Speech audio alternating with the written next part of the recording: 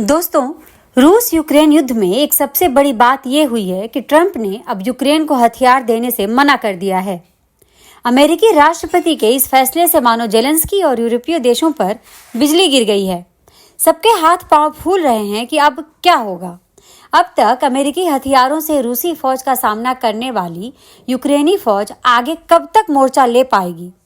Expert भी मान रहे हैं कि अमेरिकी हथियारों के बिना यूक्रेन लंबे समय तक रूस के सामने टिक नहीं पाएगा। उसे हथियार डालने पड़ेंगे और कोई रास्ता निकालते हुए पीस डील करनी होगी।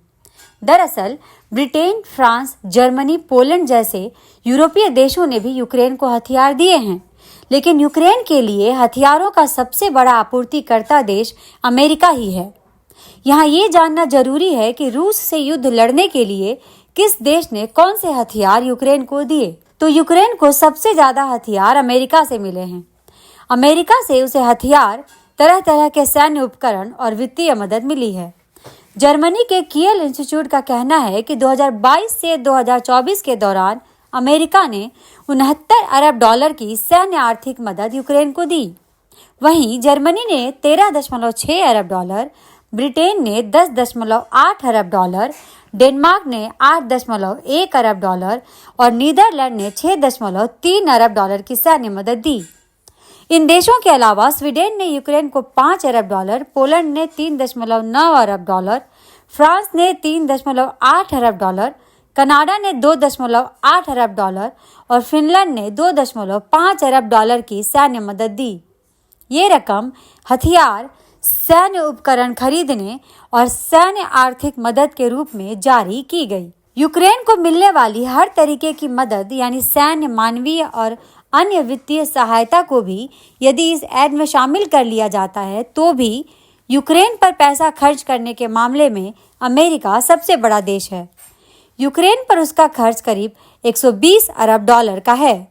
यह रकम युद्ध शुरू होने के बाद यानी 2022 के बाद यूक्रेन को जितनी आर्थिक सहायता मिली उसका 42% है। इस तरह यूक्रेन को मिले कुल आर्थिक सहायता की अगर बात करें तो इसमें अमेरिका की हिस्सेदारी 42.7%, यूरोपीय यूनियन की 18.3%, जर्मनी की 6.5%, ब्रिटेन की 5.5%, जापान की 3.9% और अन्य की 23.1% है। जाहिर है कि फंडिंग के मामले में अमेरिका का हिस्सा सबसे ज्यादा है। आगे यह अमेरिकी वित्तीय सहायता यूक्रेन को नहीं मिलेगी। ऐसे में युद्ध जारी रखने के लिए अमेरिकी मदद में आई कमी की भरपाई यूरोप और अन्य देशों को करनी होगी। अमेरिका से यूक्रेन को मिले हथियारों की अगर बात करें तो यूएस ने उसे लंबी दूरी की ATACMS मिसाइलें दी हैं। युद्ध में यूक्रेन ने इस मिसाइल का इस्तेमाल भी किया है। इसकी मारक क्षमता 300 किलोमीटर तक की है। इसके अलावा यूएस ने मल्टीपल लॉन्च रॉकेट सिस्टम हिमरास दिए हैं। इसकी मारक क्षमता 80 किलोमीटर तक है, जबकि M777 होवित्जर तोप 40 किलोमीटर तक मार कर सकता है। वहीं ब्रिटेन और फ्रांस ने यूक्रेन को स्टॉर्म शैडो मिसाइलें दी हैं, जिसकी मारक क्षमता 250 किलोमीटर है। यूक्रेन ने ये मिसाइल भी रूस पर दागी है।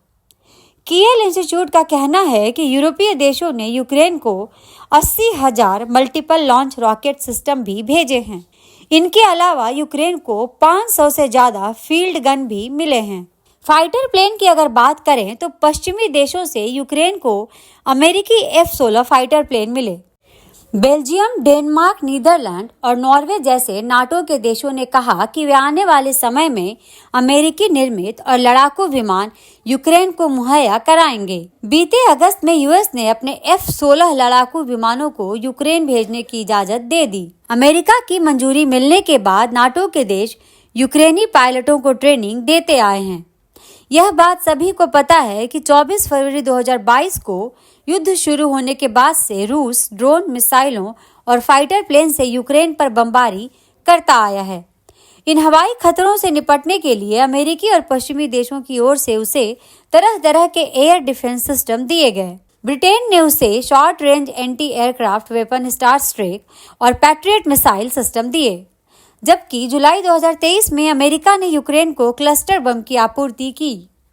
इसके साथ ही यूक्रेन की आर्टिलरी की मारक क्षमता को मजबूत बनाने के लिए अमेरिका ने उसे अपने 14 चैलेंजर 2S टैंक दिए।